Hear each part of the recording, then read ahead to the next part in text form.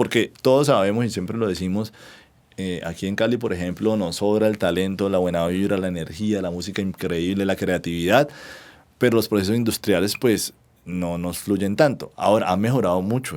Cada que a mí me dicen que no, que estamos muy graves, yo soy como con una visión más esperanzadora y uno mira para atrás y hemos avanzado. Si tú coges un auditorio ahorita y lo comparas con uno hace 10 años y haces una pregunta sobre algo legal de la música o sobre qué es un pitch editorial en una agregadora, pues muchas más manos levantadas de que saben qué es, hay, ¿no? O sea, hemos avanzado, las empresas de eventos, no sé, las empresas que alquilan audio, todo eso ha avanzado un montón. Pero el camino que hay por recorrer es muy alto y ahí la academia debería encontrar esas oportunidades. Pianista, productor y docente, Carlos Bonilla ha construido una carrera que dialoga con la industria musical desde múltiples ángulos. Hoy lidera el Centro de Producción 312 de la Universidad ICESI, un espacio que impulsa diversos proyectos donde convergen creación, formación y desarrollo profesional para artistas de la región. Su trayectoria une el escenario con el estudio, colaborando como pianista y productor con referentes como Yuri Buenaventura, Tito Nieves, Roberto Blades y Grupo Bahía. Desde ese cruce de saberes, Carlos apuesta por una visión amplia del oficio, convencido de que la música tiene más posibilidades de las que se ven a simple vista. Su trabajo impulsa la construcción de comunidad y fortalece un ecosistema donde intérpretes, productores y académicos abren camino juntos para el futuro del sector.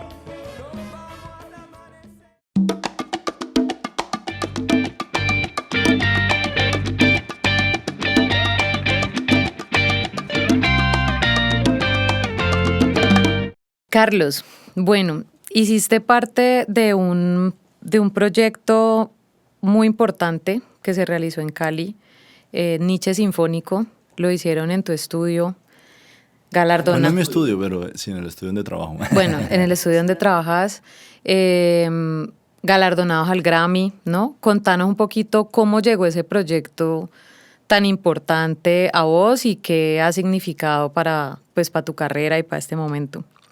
Bueno, pues digamos que la historia comienza con que los estudios que se construyen en la Universidad ICESI para el programa de música, que son State of the Art, unos estudios increíbles diseñados por una firma americana que se llama Walter Story Design Group, pues siempre se pensó que eso evidentemente está para la academia, pero que tenía que servir a la región y a los artistas para decir, están estos estudios en Cali y los podemos usar. Entonces siempre pensamos en tener una ala comercial que prestaba servicios de esos estudios de grabación. Entonces, esa ala comercial nos favorece en muchos sentidos. El más importante es que trae circulación de artistas reales a la academia y por tanto nuestros estudiantes se exponen a esos proyectos como asistentes, como participantes. En el caso de Niche Sinfónico tuvimos unos 6 asistentes de grabación y 2 estudiantes nuestras fueron coristas, por ejemplo, en ese álbum. Entonces, ese ejercicio comercial ha dado como muchos frutos por ese encuentro con la academia, pero además también permite que gente que dice, en vez de ir a grabar a Miami, vamos a grabar en Cali. Ese fue el caso de José Aguirre, que ya conocía los estudios, con el que teníamos ya una relación previa.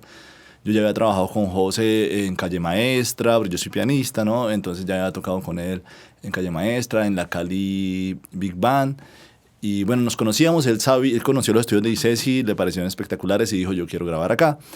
Y lo que pasó fue que Niche Sinfónico se grabó en 3 locaciones realmente. En Miami, en Criteria Studios, se grabó la base.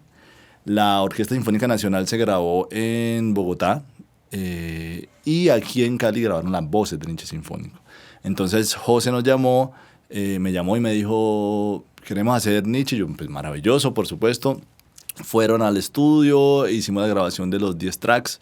Y pues fue una maravilla, una experiencia súper linda poder tener a Niche grabando este álbum que fue espectacular y que quedó nominado y ganador de Mejor Álbum Salsa 2023 y por el cual pues muy afortunadamente la universidad recibió galardones de Latin Grammy, en el caso de Germán Rodríguez, que fue ingeniero, y yo que fui ingeniero.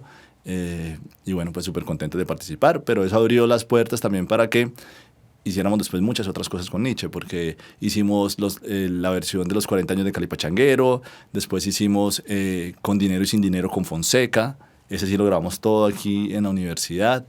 Recientemente grabamos el feat que hicieron con Carlos Vives en el aniversario 30 de La Tierra del Olvido. Entonces, pues bueno, ha sido una acercamiento muy lindo con Nietzsche poder que escojan a ICESI como el lugar donde graban, pues por la infraestructura y pues también por el know-how que hay ahí para hacer una buena grabación. Bueno, qué brutal porque se han abierto muchas puertas ahí como... Ahorita vamos a hablar un poco de eso, pero en esa mezcla entre la industria y la academia, ¿no? Pero entonces montémonos un poquito en la máquina del tiempo antes y contanos cómo nace ese interés por la música, cómo te acercas al piano, ¿no? Que es un instrumento que te ha permitido relacionarte con unos artistas musicales increíbles y que te ha permitido también, pues, como, no solamente como productor o como ingeniero, sino como esa conexión con el instrumento. Hablemos un poquito de la música y del piano, pa' vos. Okay. Esta historia ya la he contado, pero es chistosa porque nació con mi hermano estudiando piano. O sea, muy chiquito había una academia por ahí que se llamaba, no voy a decir su nombre, ya no existe igual, pero mi hermano le dijo a mi papá que quiero estudiar piano. Y empezó sus clases de organeta. Eso era por cartillas, él hizo la cartilla 1, la cartilla 2, yo me antojé y le dije, papi, yo también quiero. Y me metí, y a mí evidentemente me fue más fácil que a mi hermano, lo alcancé, me lo pasé, él se frustró, dijo, yo me voy, y yo seguí. Entonces, yo Le seguí con el robaste piano. la vida a tu hermano. Me robé la vida. Siempre me lo echan cara, lo siento. Pero sí, así fue la entrada al mundo de la música. Entonces yo desde muy pequeñito pues tocaba a la organeta, y lo que pasó fue que empecé a tocar como en fiestas, que la primera comunión, que el matrimonio, y era un niño ahí como con blazer, con 8 años tocando organeta, la sensación. Entonces eso me empezó a abrirme puertas, y mis papás pues que fueron increíbles, que siempre me apoyaron en llévelo a la academia, transporte tal cosa. Entonces pasó algo muy especial, y es que en la empresa donde trabajaba mi papá, Llorea S.A., en ese tiempo Llorea Grasas, había una orquesta como de música antillana. Y yo, como tocaba a veces en el casino de la empresa, me dijeron, ¿por qué no vas a un ensayo? Yo fui a un ensayo y ahí me encontré a Elvio Ruiz, que es un pianista de hace mucho tiempo, increíble, virtuoso, y él me enseñó los primeros montunos, y ahí yo me enamoré de la salsa, porque esa fue la primera vez que yo tuve contacto con la salsa. Y casualmente ese grupo lo llegó a dirigir el maestro Luis Carlos Ochoa, que tenía como muchas empresas dirigiendo orquestas, y ahí lo conocí a él. Él me dijo, yo lo necesito a usted en mis procesos infantiles, porque tenía la charanguita, el minizón, las ardillitas, la chiquibanda, tenía como 7 orquestas infantiles de salsa, y eran procesos increíbles. Y yo fui allá, entré al minizón, de repente tal, y terminé en la charanguita, y ahí fue como, la charanguita fue mi escuela por mucho tiempo. Y ahí ya pues giramos con la orquesta en Europa, ya unos 11 años y un mes en Europa girando con una orquesta infantil, y eso fue una escuela muy increíble en la salsa. Y ya, digamos, la siguiente evolución fue que entré a estudiar piano clásico con la maestra Patricia Pérez, y ya vino a la universidad y la calle y tocar. Y entonces digamos que desde los 8 años yo estoy ahí como con el piano dándole.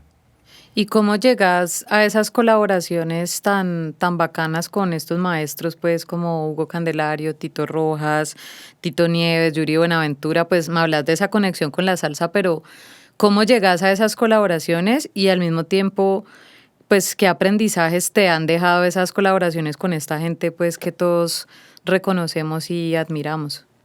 Pues todo ha sido como digamos, por vías diferentes. En el caso, digamos, de los salseros puertorriqueños y todo eso, las relaciones que tú sabes que aquí en Cali arman orquesta para la gente que viene de Puerto Rico. Casi ningún cantante de Puerto Rico viene con su orquesta, sino que saben que hay músicos de muy buena calidad, hay bandas que se arman muy bien y terminan armando las bandas aquí en Cali.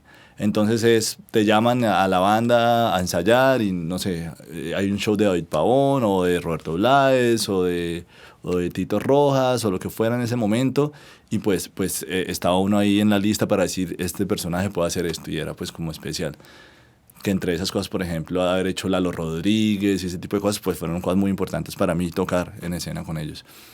Y ya otras cosas como por ejemplo con Hugo me encontré, con Hugo Candelario, con el maestro me encontré porque se hizo Pacífico Sinfónico con la Orquesta Sinfónica Nacional. Y a mí me llamaron para hacer arreglos ahí. Entonces yo estuve en el equipo de arreglistas para ese proyecto. Y ahí fue la primera vez que me conocí con Hugo Candelario. Trabajamos muy bien, creo que nos conectamos mucho en nuestro flujo de trabajo y nuestra manera de pensar la música. Y de ahí coproduje con él el álbum Ya se liberó, que yo fui coproductor en ese álbum, pianista y coproductor. Y ahí ya empecé a tocar con Grupo Bahía y digamos que en Bahía he tenido el rol de productor, pero el rol también de instrumentista ahorita. Y ha sido pues una escuela muy importante para mí, Grupo Bahía también. ¿Y cómo migras en estas colaboraciones o en estos trabajos de músico a productor? O sea, ¿cómo es esa transición entre esos dos roles que además a veces la gente no entiende? Pasa un poco en audiovisual, pero creo que mucho más a veces en la música, de ese rol del productor, ¿no? Como que uno dice, ¿y este qué es lo que hace en realidad? ¿Cómo migras de músico a productor? Pues sí, entender el rol del productor en la música a veces no es tan fácil, porque un productor puede no hacer ninguna de las etapas del proceso y seguir siendo el productor. Es decir, puede que compongas o no, puede que arregles o no, puede que grabes técnicamente o no, puede que mezcles o no, puede que masterices o no, puede que arregles lo que sea y aún así seguís. Entonces como que la gente pregunta, bueno, ¿y el productor qué hace? Pero digamos que yo creo que el equivalente en audiovisual sería como un director. Es una persona que es capaz de liderar todo el proceso y por ende entender cada una de las etapas pues le da una ventaja importante. Pero en las producciones que son como de poca envergadura, pues el productor hace todo. O sea, uno tiene que hacer, uno es el que graba, uno es el que mezcla, uno es el que edita. Y entre más grandes son las producciones, pues uno ya tiene un ingeniero de mezcla especializado, un ingeniero de mastering y tal vez no, bueno, músicos de sesión. Pero los pianistas nos pasa mucho que casi todos los productores que somos pianistas grabamos los pianos de nuestros tracks. Es muy raro que un productor pianista llame a otro pianista para que le grabe los pianos. Entonces, por ejemplo, con Grupo Bahía yo en la producción de Ya se liberó grabé tracks de piano sin ser el pianista de Bahía, pero grababa, ¿no? Y llegó un momento en el Mulato, que era el pianista de Bahía, tremendo músico y tremendo pianista, no pudo estar más por algunas cuestiones y yo entré, pues como ya conocía el proyecto, ya conocía la música, había grabado algunos tracks, entonces empecé a ser pianista. Pero son dos roles pues totalmente diferentes porque cuando estás siendo productor estás a veces partiendo de una hoja en blanco o de las geniales composiciones del maestro Hugo Candelario a tener una visión de cómo llevar eso a un resultado final que suene bien y que funcione y que conecte con un público que está esperando algo del grupo. Y es una responsabilidad mucho más grande, mientras que cuando sos pianista tenés más como el rol de ser dirigido a aportar una partecita solamente en el performance. Y pues obviamente los procesos de circulación en vivo como pianista son muy diferentes a los procesos de producción. A mí me gustan más realmente los procesos de producción, me gusta más el estudio que el escenario, aunque los dos me encantan y trato de no dejar de hacer ninguno de los dos. Los dos me gustan porque los dos tienen su magia. Pero me inclino más a estar en el estudio, a los procesos creativos, a enfrentarse a la página en blanco, a enfrentarse a cómo hacemos esto, a creemos, a conectemos a estos músicos, conectemos a estas ideas y al final es muy satisfactorio escuchar el producto terminado y saber que caminaste ese proceso, ¿no? ¿Y en qué momento entra la docencia? O sea, ¿en qué momento de todo este camino músico, intérprete, productor, en qué momento entra? Porque de lo primero que hablamos fue ese papel de ICESI, ¿no? En ese camino, ¿en qué momento entra la docencia en todo este camino que has recorrido? Sí, pues no sé, creo que la mayoría, yo no sé si todos los músicos, digamos que si logran cierta expertise, terminan siendo profesores, o porque alguien te pide clases, o porque, uy, no, me gustó cómo tocas, dame clases particulares. Entonces las clases particulares como que eso es como obligado por un músico, pues que está dispuesto a compartir su conocimiento con alguien que se lo pide. Yo, en algún momento después de tocar mucho en vivo, en orquestas, en bares y demás, hubo un momento en mi vida en que decidí que ya no quería tanto de eso, preciso el momento donde me casé, y me salió una oportunidad de enseñar en un colegio, en el colegio juvenil en ese tiempo, con el maestro Luis Carlos Ochoa, que tenía unos procesos ahí muy chéveres. Y ahí esa fue como mi entrada a la docencia, un colegio de secundaria. Y después tuve experiencias en ProArtes, con la Escuela de Música de Cepaz, en Confacauca, con un proceso que se llamaba Tinca, y a mí siempre me ha gustado enseñar. Siento que pues como que se me queda fácil estructurar la información para más allá de yo poder hacer cosas, ayudar a otros y guiarlos a que hagan esas cosas. Entonces, pues me pareció lindo, además que me parece un rol o de una profesión muy linda en el sentido de que en que estás dando para que otras personas florezcan y eso me ha encantado siempre. Entonces, ya la educación universitaria me llegó un poco como de no tan fácil, como la ruta no fue tan clara, porque a mí me llamaron a la Universidad ICESI no por mi rol de docente, me llamaron por mi rol profesional, porque yo producía, tocaba en la calle. En la educación universitaria pasa mucho eso, que llaman a expertos, porque son los que están en el campo y saben hacer las cosas y no necesariamente están formados en la pedagogía. Aunque yo estudié licenciatura en música en la Universidad del Valle, mi alma mater, que amo mucho y fue muy importante para mí, pero digamos que la expertise de educación universitaria yo no la tenía. Y me llamaron a la universidad a ser parte de este nuevo programa, sobre todo porque este programa era muy diferente a lo que a lo que estaba ya vigente en la universidad, en las otras universidades. ¿En el qué sentido? En que era basado en músicas populares. Entonces yo en la universidad, que tuve una formación clásica con unos maestros increíbles, pero al mismo tiempo tenía la calle. Yo mismo, mientras estaba tocando aquí Chopin, estaba tocando afuera salsa o lo que fuera, o mis intentos de jazz o lo que quisiera hacer. Entonces yo logré como unir los dos mundos y decir, bueno, yo bebí lo mejor de las dos partes y eso es lo que soy. Y un poco la Universidad ICESI en su propuesta buscaba eso, es una carrera concentrada en la música popular y en la producción. Y yo en las dos cosas me había tenido como calle y tenía experiencia. Entonces me llaman a ayudar a construir el currículo de la Universidad ICESI como un semestre antes de que empezáramos, y ya empecé como profe hora cátedra ahí el primer semestre, con la sorpresa de que el siguiente semestre me nombraron director de programa en esa institución. Eso fue así. Rapidito. O sea, te tocó así, rapidito. Así. De hora cátedra. De hora cátedra y me dijeron, pues, entonces venga, le regalamos la maestría en educación y empieza a estudiar maestría en educación, porque era más fácil encontrar un perfil profesional que tuviera vocación a la docencia, a encontrar un docente, digamos, de la escuela tradicional musical que pudiera pasarse a la expertise de la música popular y la producción.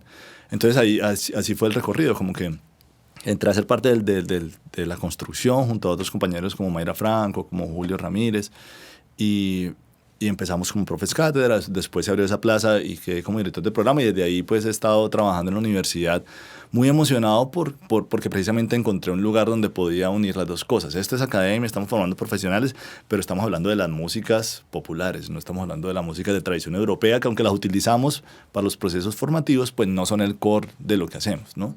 Ni en los instrumentos que tenemos, porque nosotros...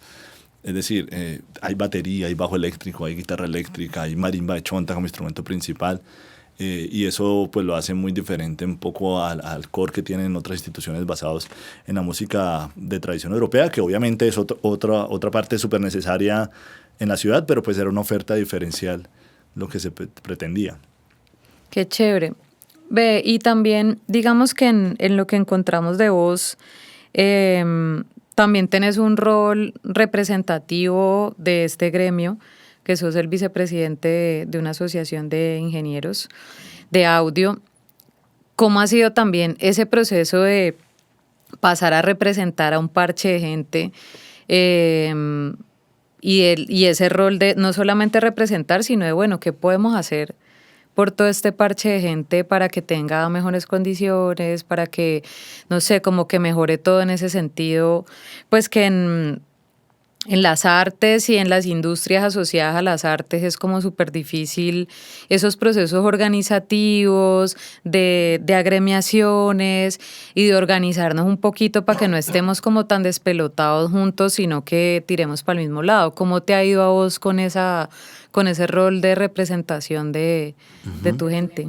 Sí, pues nosotros realmente la Audio Engineering Society es como nosotros heredamos eso de los headquarters principales de AES que quedan en Estados Unidos. Okay. Es una asociación muy fuerte porque la AES por muchos años ha sido quien reúne a los profesionales del audio para crear estándares nuevos, para hacer investigación, tienen una revista con papers impresionantes. O sea, hay mucha investigación académica alrededor de la ingeniería de audio.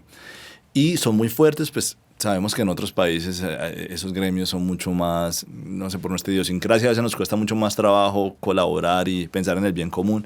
Allá a veces es muy fuerte. Y lo que ha hecho a veces es extender secciones a los países. Hay una sección latinoamericana, de la región latinoamericana, que lidera Jorge Azama en este momento, y hay una sección Colombia. Yo me integré a esa sección Colombia porque por la invitación de amigos ingenieros que vieron lo que estaba pasando en ICESI, lo que estábamos haciendo con la formación en audio, y entré a ser parte de ese comité. Y en unas elecciones pues quedé como vicepresidente, y trajimos a Cali por primera vez el Congreso Nacional AES, que fue un congreso de ingeniería de audio que fue muy especial, que vinieron muchos expertos de todo el mundo para la agenda académica.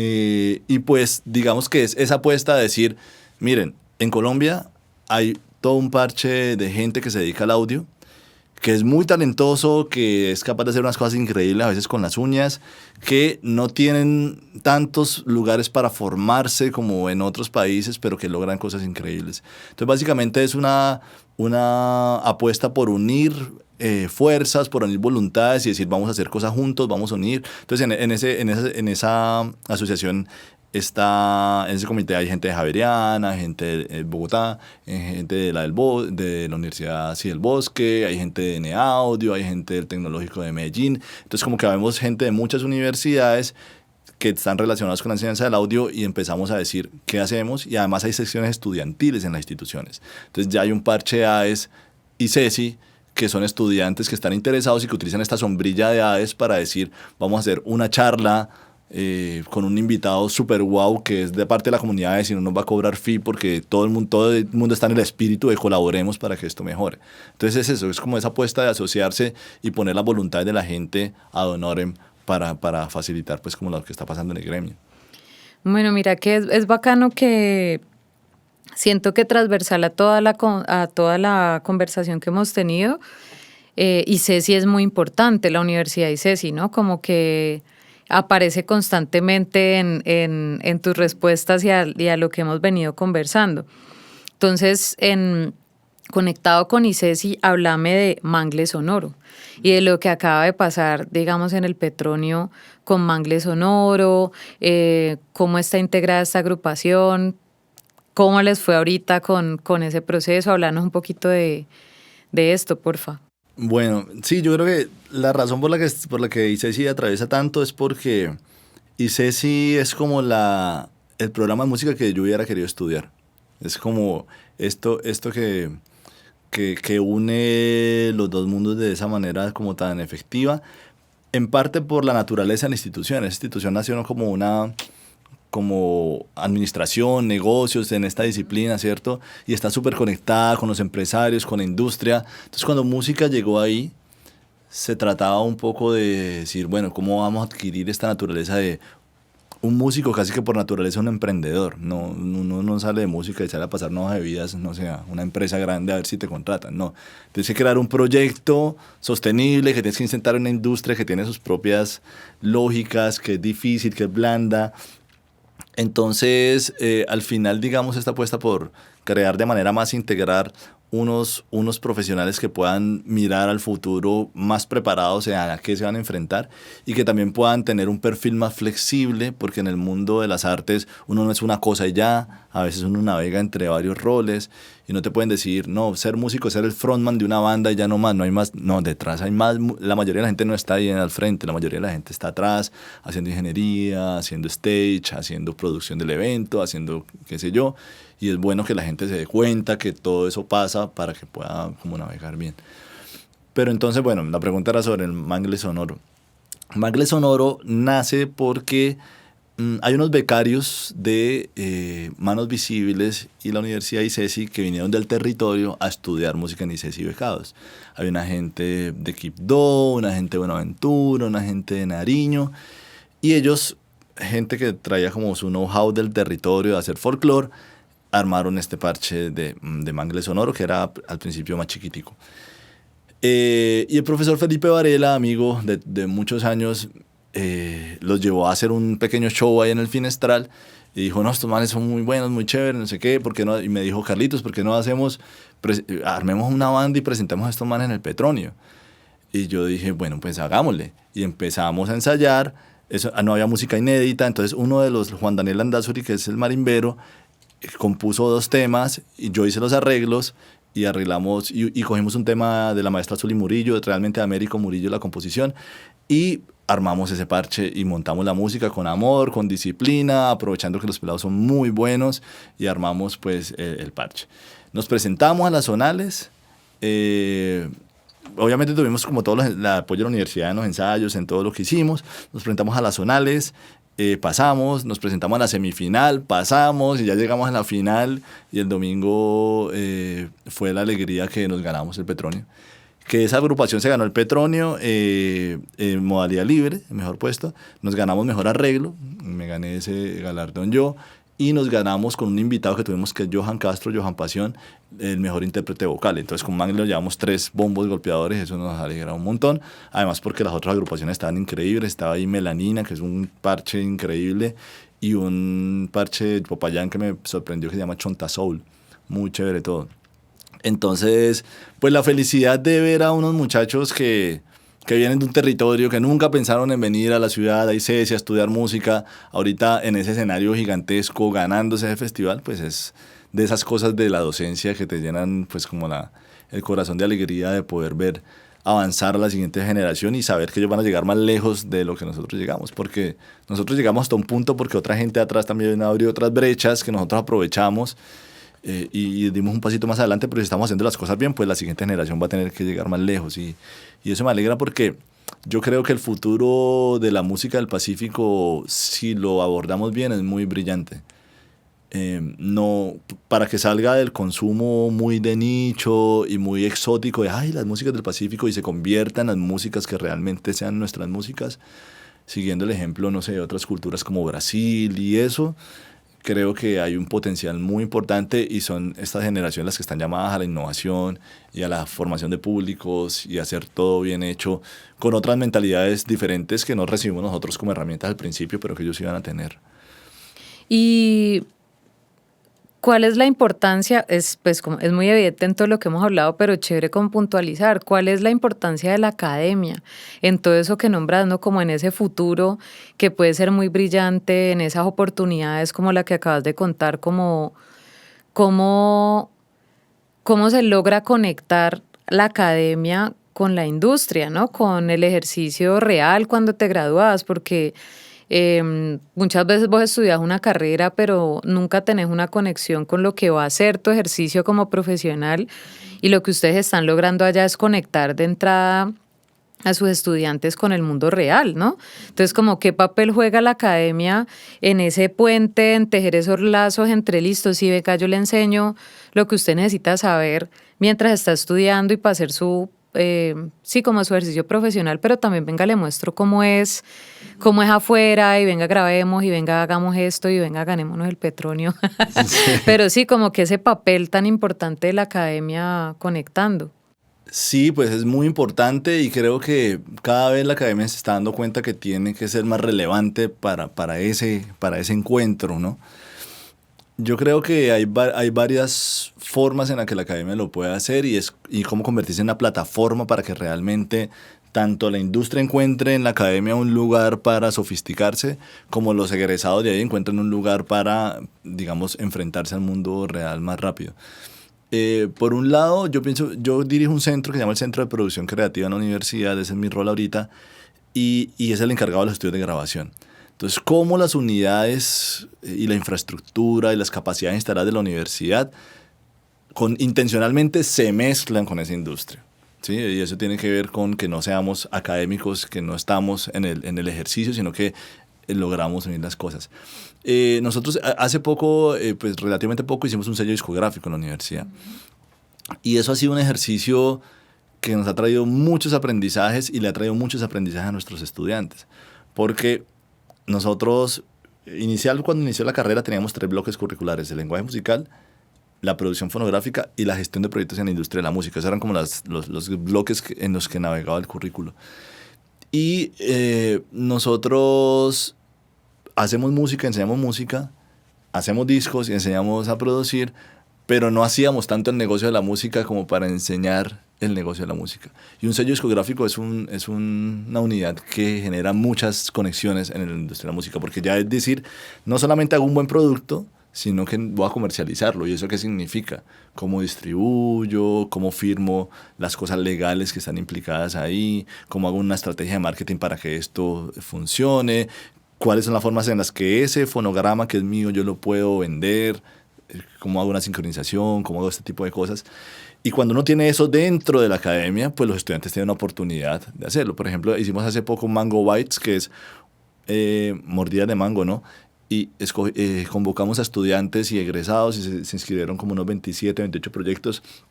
Escogimos 8 y con esos 8 artistas firmamos contratos sello artista para hacer 8 singles, que ya lanzamos 4 en un primer volumen, que fue Mango Bites volumen 1, 4 artistas, y vamos a lanzar otros 4 prontamente.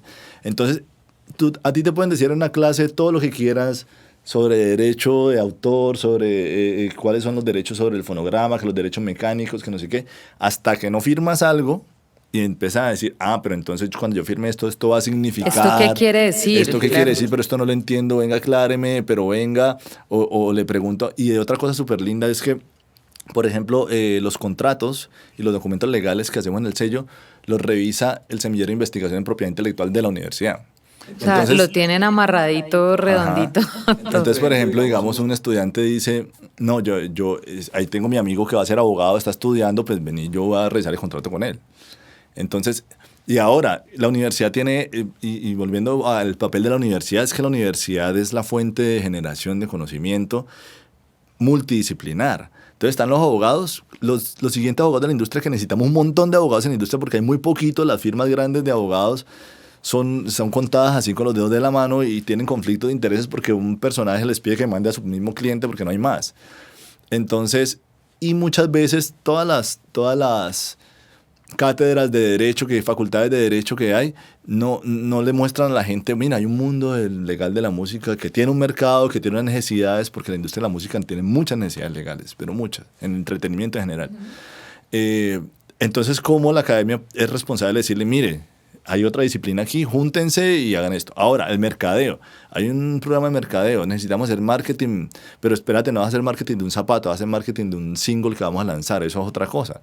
Porque no traemos profesionales capacitados que puedan mostrar ese mundo y ahí salgan las próximas agencias de marketing musical, las próximas firmas de abogados del mundo de la música, los próximos, no sé, diseñadores industriales o la gente que va a hacer software para el mundo de la música.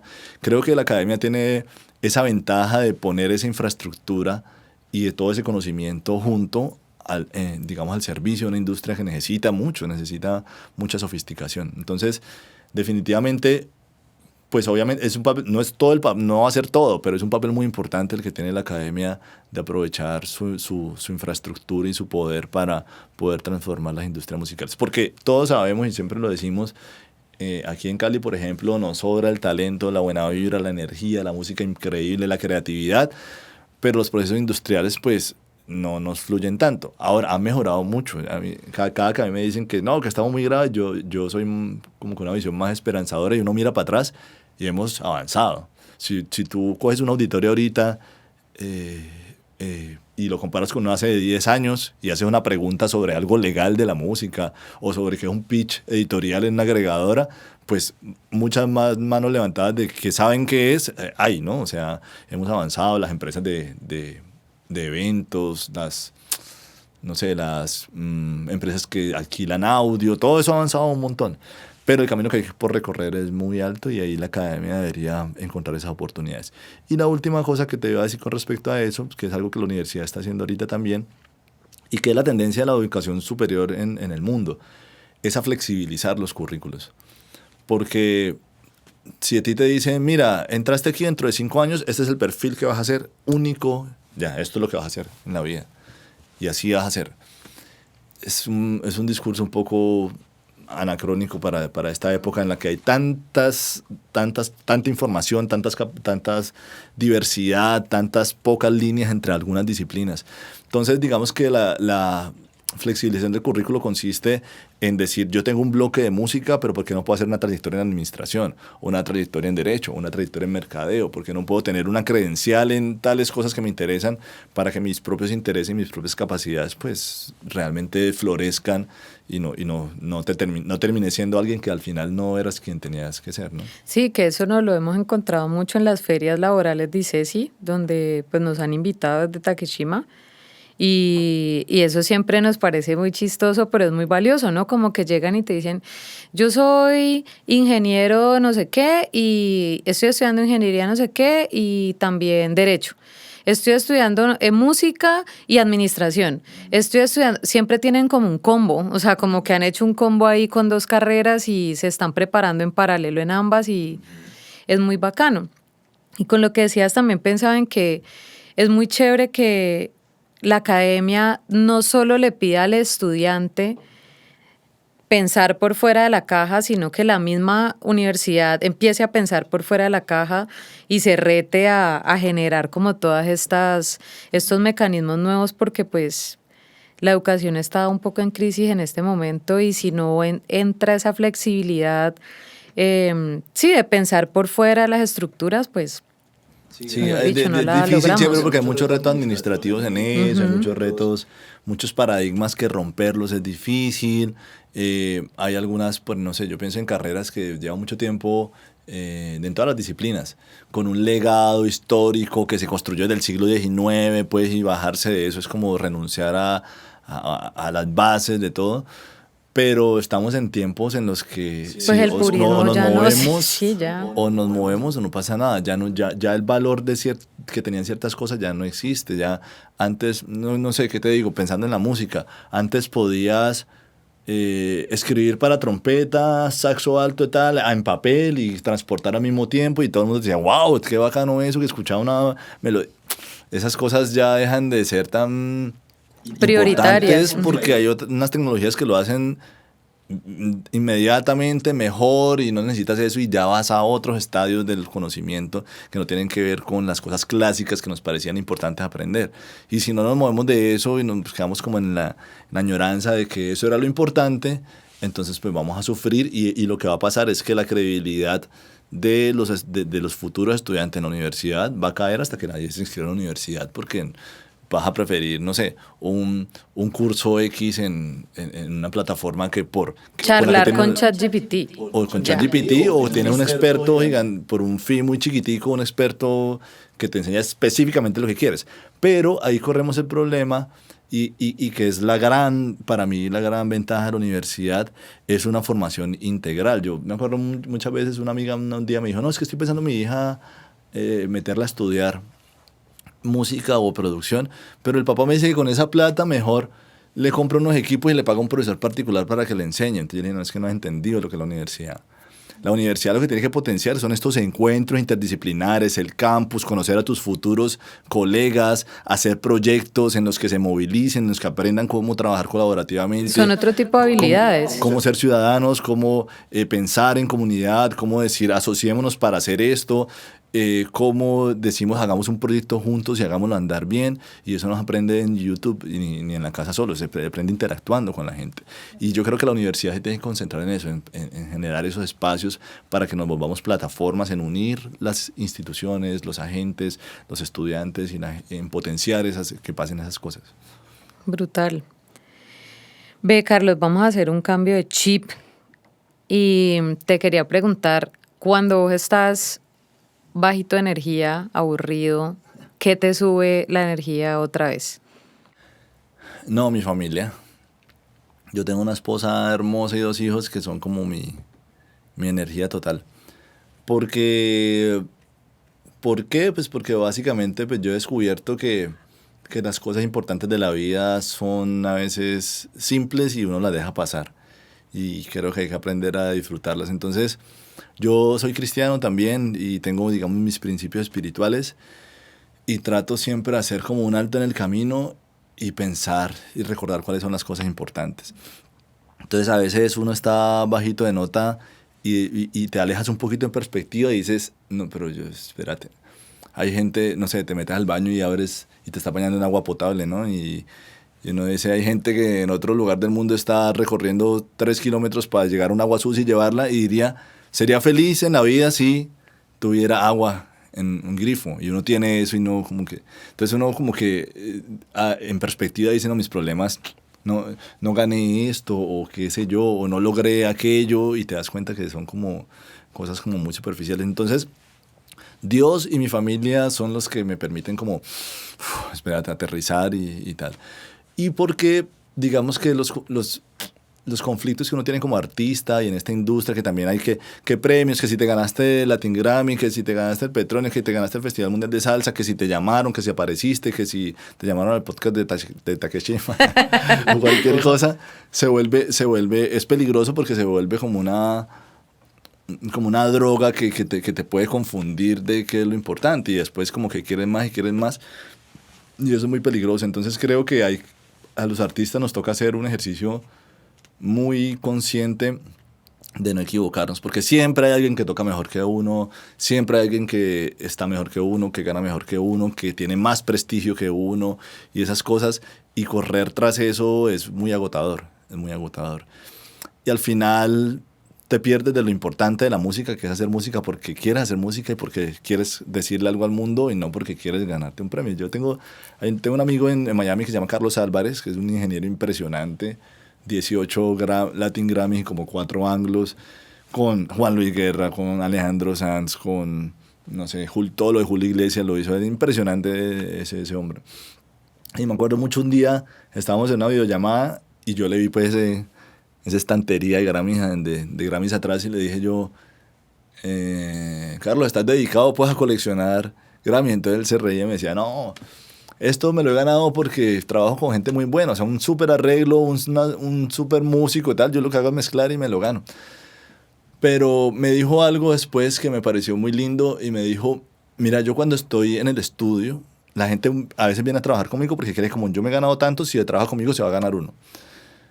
Y cuando yo estoy en un estudio de grabación y alguien empieza a hablar de un Grammy, yo me paro. Y yo digo, este no es el proyecto en el que yo quiero estar. Porque no puedes pensar en el outcome de las cosas cuando lo estás haciendo. O sea, estás haciendo, te concentras en ser sincero, en darte... No estás pensando en el mercado, estás pensando, obviamente pensás en la audiencia, para quién va, pero estás pensando en hacer arte, en hacer música, en hacer un producto sincero, que disfrutes, que refleje tus principios y que al final también haga feliz a la gente, pero no estás pensando en que te va a ganar un premio, porque entonces si no, creo que la motivación no es la más chévere, ni para vos mismo, para tu corazón, ni tus emociones, ni al final la frustración de que no te lo ganaste, entonces no valió la pena.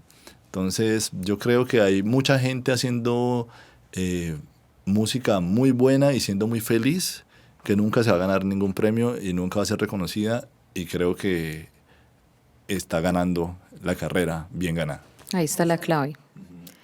Ve, cuando eras un niño, ¿qué querías ser cuando fueras grande? Pues sé que empezaste a tocar tu piano como súper chiquito, pero no sé si tuviste una idea antes de eso. No, mira, ya la verdad yo no me acuerdo, a ver, o sea, pues sí, como estuve desde tan chiquito y todo el tiempo estuve encaminado. Yo entré a la Universidad del Valle antes de terminar el bachillerato porque había unos planes de extensión. En ese tiempo, ahorita se llaman como plan pentagrama, no, en ese tiempo se llamaban, ni siquiera tenían nombre, creo. Y entonces como que nunca, ¿qué voy a estudiar? Eso nunca fue una cosa para mí. Ya estaba resuelto. Ya mi pasatiempo, mi hobby, mi todo era la música. Lo que sí me gustaba mucho en el colegio, que yo estuve en un colegio técnico industrial, era la electrónica. Me encantaba la electrónica. Entonces yo creo que si no hubiese sido músico me hubiera gustado mucho la electrónica o la robótica o por ahí, por esos lados. Sí, pero nunca fue una crisis porque pues no... No, ya tenías todo claro. Sí. Bacano. Y lo último, trata de seleccionar una anécdota que recordes mucho, o sea, que sea muy importante para vos, de tu paso por el medio de la música, pues, o de tu ingreso al medio musical, pues fue hace mucho tiempo porque empezaste muy chiquito, pero una anécdota que recordes mucho de tu proceso. Anécdota. Bueno, ahí sí me vas a poner a pensar. ¿Cuál se me ocurre? Del mundo de la música, cualquier cosa. Sí, algo que recordes mucho, como Dame ejemplos. No, como lo que acabas de contar, de la experiencia que tuviste con este productor, no sé, como esas cosas que lo marcan a uno mientras está, en mi caso, pues yo soy productora, pero audiovisual, entonces uno guarda un montón de anécdotas en la cabeza de esos rodajes duros o al revés de esas cosas chistosas que le pasan a uno tratando de sobrevivir. Entonces, no sé, por ahí pues sí tenés una. Una trágica. Vamos por la tragedia. Vamos por la tragedia, que no es para reír, es para llorar. Y es para que no les pase nunca. Grabamos una orquesta sinfónica en los estudios de la universidad. Y por un problema de manejo de información, perdimos todos los archivos. Y eso significaba tener que volver a traer una orquesta sinfónica a grabar a los estudios. Y eso fue una experiencia súper desafortunada, pero que creó en nosotros una conciencia de políticas de manejo de la información que nunca más nos puede volver a pasar.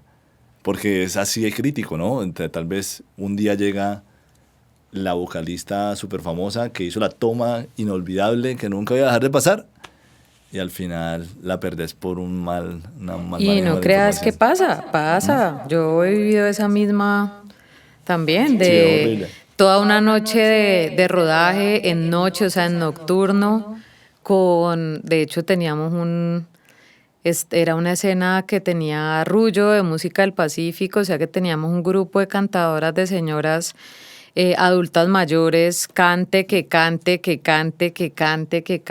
y por una falla también, un error de manejo de la tarjeta que entrego, la que recibo, trocaron tarjetas y borraron la que tenía todo lo que habíamos grabado, y fue como, ¿qué hacemos, no? Porque esto es tiempo, pero también dinero, pero también el cansancio de todos, pero también, bueno, pues volvamos a grabar.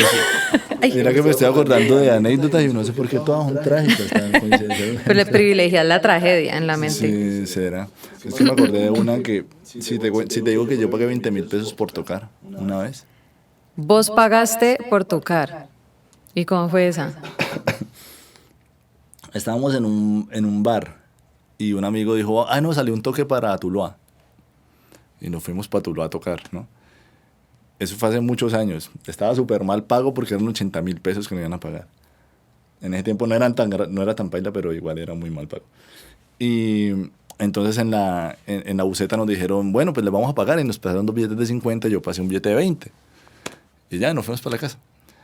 Y al otro día le dije a mi hermano que iba a salir, le dije, ve, cambiame este billete de 50. Y cuando volvió me dijo, no, está falso. Ay, no. Y yo, no puede ser. Bueno, cambiame este billete de 50. Está falso también.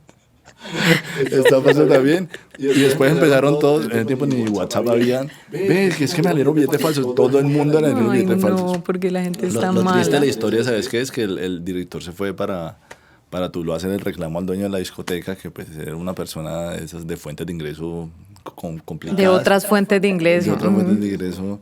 Y le respondió como al estilo de ellos. ¿A usted le gusta vivir? Bye. Para la casa.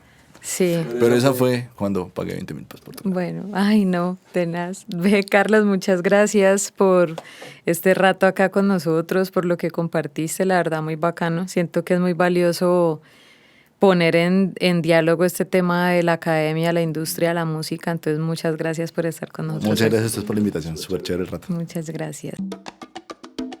Si te gustó este episodio, apóyanos con 5 estrellas, una reseña o compartiéndolo en tus redes sociales. Takechima Podcast es una producción de Estudios Takechima bajo la dirección de Jaime Tenorio. Está disponible en YouTube y Spotify. Comité conceptual, Ángela Trejos Collazos, Carlos Jair Huasa Caicedo, Juan David Hernández Caviedes. Dirección y producción, Ángela Trejos Collazos, Juan David Hernández Caviedes. Apoyo a la dirección y producción, Valeria López Carvajal. Dirección de sonido, Carlos Jair Huasa Caicedo. Grabación, mezcla y musicalización, Sebastián Ortiz Castro. Dirección de fotografía, Camilo Marulanda. Montaje, José Victoria. Asistente de fotografía, Angie Cambino. Comunicaciones, Nataliana Conas. Community Manager, Heidi Olave. Diseño gráfico, Michel Morales. Estudios Takechima es una unidad administrativa especial adscrita a la Secretaría de Cultura, Alcaldía de Santiago de Cali, 2025.